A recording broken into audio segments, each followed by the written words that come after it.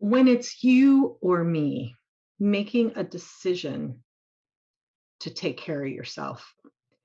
So, lots of times in our difficult relationships, we are presented with difficult choices.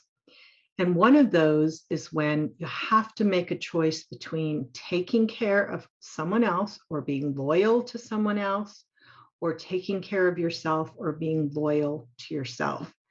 When would that come up? That would come up if you have a very toxic person in your life, and that being around that person is so toxic that it just causes you to just be in a very unhealthy place mentally, emotionally, physically, spiritually. You just can't maintain your own self, and you find yourself getting sick, or you find yourself affected. It could be when taking care of somebody else in such a difficult circumstance is going to cause you to maybe lose your job or lose a spouse, or lose, it's either taking care of you physically because you're sick, or the other person is sick and needs care. So are you going to take care of yourself and deal with your own physical body problems, or are you going to give all your energy into taking care of this other person? And by doing that, that means that your health is going to deteriorate. There are all kinds of those circumstances that come up in our lives. It could be having a mentally ill partner, or a mentally ill child, or a mentally ill parent. And by taking care of that person, or having that person continue to live in your home, that person is going to have a safe place to live, but it is going to destroy your marriage or destroy the family. And other people are going to end up sick and not taken care of. So there are many times in our lives when we have to think of, it's either you or it's me. So we've got to make a decision. Are we true to ourselves? Are we willing to give ourselves up for the other person? Now, a lot of times it's not an either or. We can learn how to detach, how to do self-care in the midst of taking care of other people, how to speak our truth, how to set boundaries. That's best if you can do that during the time that you're trying to figure this out. You're still learning how to take care of yourself, and there's hope of being able to find that common ground, or that place where you can care for yourself and give some care to another person. But there, when it is an either or situation, and honestly, sometimes it is, you've got to make a choice, and you've only got one possibility of taking care of you, and that's you. So I hope that's the choice that you'll make, because if you give yourself up to take care of the other person, eventually you're gone and you cannot continue to take care of the other person. The other person is dependent on you. So it's like being on an airplane and putting the oxygen mask on yourself first. If you don't put it on yourself first, you're not going to be around to put it on the other person. So you cannot wear yourself out helping other people when that person is dependent on you. This could be true, like I said, with a mentally ill person, where you have to make a decision.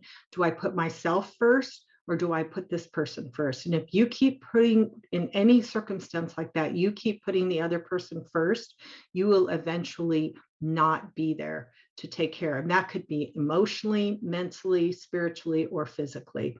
So in those situations, if you can give and take care of that person, and you can get to that place of, I don't like it, it's unacceptable, it's difficult, it's hard, it's a sacrifice.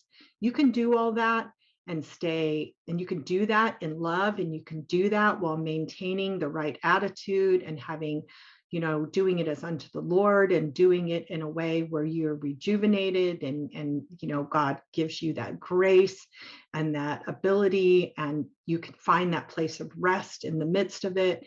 You can do this. You can maintain some independence, some happiness, some joy. That can be healthy to do that under those circumstances. But when you're doing it at the expense of yourself, and you're going to lose yourself, that is not healthy. So Ephesians 5:29 says, after all, no one ever hated his own body, but he feeds and cares for it, just as Christ does the church. I get real excited when I use this verse in the class that I teach on nurturing yourself, because I'm like, one of the misunderstandings we have about Christians in relationships is that it's wrong to put yourself first, or it's wrong to take care of yourself. And I just say, if this is ever a scripture that could debunk that misunderstanding, this is it. This one says, no one neglects their own body. Nobody. It's like, duh, nobody neglects their own body. Everyone takes care of their body, nurtures it, because it's their body. Who wouldn't take care of their body? You've got to take care of your body. And so it's just like, okay, it's normal to take care of your body. It's normal to take care of yourself. The next scripture is Proverbs 13:9. It says, the light of the righteous shines brightly, but the lamp of the wicked is snuffed out. So it's like our light needs to continue to shine brightly. We need to be able to fill that lamp and to basically continue to shine. The next one is Proverbs 14:1. The wise woman or person, in brackets, builds their house, but with their own hands, the foolish one tears theirs down. So you don't tear your own house down, your own body, soul, spirit down by taking care of somebody else and then have nothing left.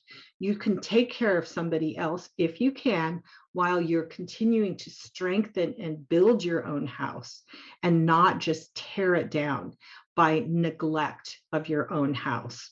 So again, when you're in that situation, if you ever are, where you have to make a clear choice, it's you or it's me, I hope you'll know that it's okay to choose you. There are other options another person has. They have other people to go through for care. They have the choice of changing. They have a choice of, or it could be that they need to bear the consequences of how they've lived their life and the choices that they've made. But you've only got one choice, and that's to make sure that you take care of yourself, unless God specifically tells you differently in a situation. This principle is one that you can use in your difficult relationships. So I hope that you found this video helpful and that you'll go to my website and check out my other resources.